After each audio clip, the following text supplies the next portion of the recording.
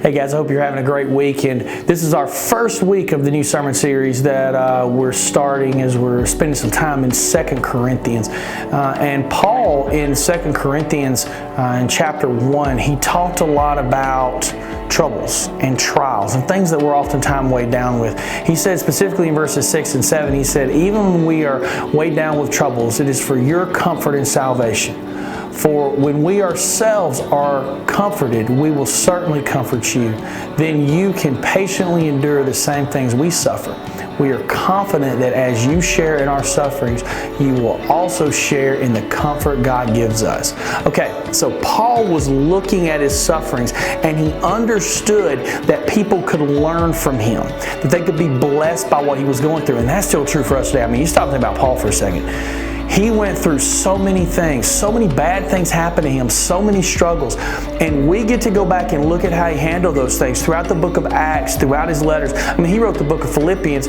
He was chained to a Roman guard in the city of Rome. He was basically under house arrest. He couldn't come, he couldn't go. He had lost his freedom. In the book of Acts, he's shipwrecked, he's beaten, he's stoned. They actually stoned him one time, drug him outside the city, threw him in a ditch. They thought he was dead. He wakes up, he goes back into the city and continues preaching. I mean, he dealt with these difficult things. So he looked at the difficulties he was going through, and when he saw them, he understood that not only could he be blessed by these things in the end, because he was going to have greater faith, he was going to be changed by them, but he understood that other people could be blessed. See, the thing is, somebody's always watching. And how we deal with life is important. You know, I talked to somebody just a little while back, and it was the most classic story that you could possibly hear. They believed in God, but they don't go to church. You know why they don't go to church? Because of the kind of people that go to church. So, church is full of hypocrites. Well, yeah, that's the honest truth. It is. That's reality. But what I got from that was this person was watching folks that claim to know Christ. So people are watching us, and how we deal with life and deal with difficulties and deal with things are really important. We are supposed to be examples, okay? We are literally supposed to be the hands and feet and the messengers of Christ. And I understand this is hard, but it's true.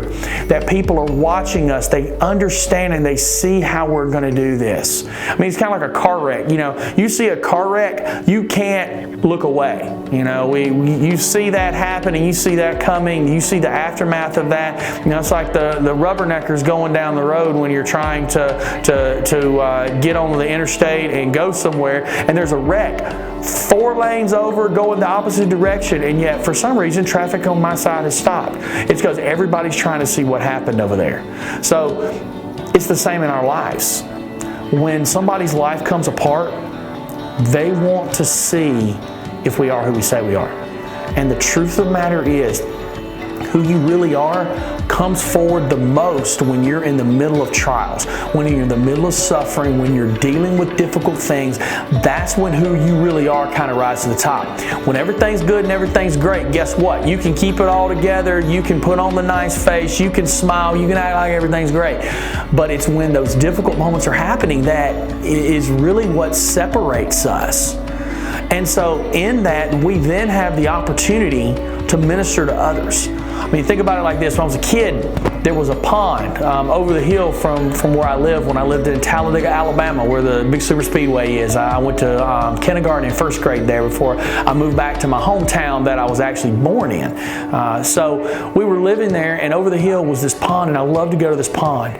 I was about, 5, 6 years old, and it was fun. There were frogs, and there were some big hills to climb and all kind of stuff, and it was just great. So my dad would take me over there, and I would play, and I would throw rocks and sticks and just do all the things little boys do, get muddy and dirty, skin up my knees. It was a great time. But one of the things I like to do was I like to take the biggest rock I could pick up and throw it up in the air into the water and let it hit the ground and sploosh, and those ripples go out. That's us. Look, our lives, when we're going through difficulties, when we're going through these kind of troubles and things that weigh us down, like Paul was talking about in verses 6 and 7, it's us.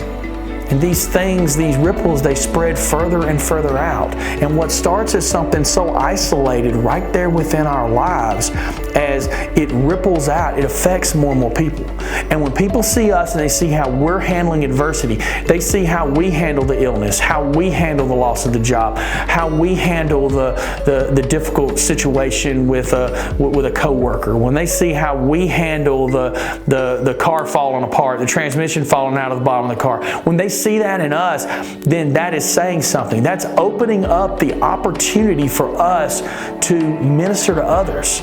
You know, the things that a lot of times happen to us then allow us to help others. Marie got a call the other day from our dietitian down at the University of Miami. Her name is Stephanie, and she's been just a great help to us over the 5 years with Charlie, just helping us deal with her medical issues and all those things. Well, she contacted us and said, hey, I've got a couple of families that have been diagnosed with J1. They're actually up in Gainesville, and they need somebody to talk to. They're really struggling with how to deal with these things. And they contacted us just because we've been down that road. You know, we've seen it, we've been there. And so what we went through with Charlie is now gives us the opportunity to then reach out to someone else that's going through those same kind of things. When life goes sideways on you in a certain situation in a certain way, then you have the opportunity after that, once you've gone through that, to then help others. You know, it's kind of like the person that battled and beat cancer now ministers to and loves on and helps those that are still battling cancer. The person that maybe had a drug or alcohol addiction can come back and minister to and love and help the person that's struggling with that in this moment. So God, as He puts you in these situations, it's not by chance. It's happening for a reason, and God will use those things. I had a youth years and years ago, she was sexually assaulted. And what happened was several years later, after she had kind of worked through these things herself, there was another young lady that had something similar happen to her.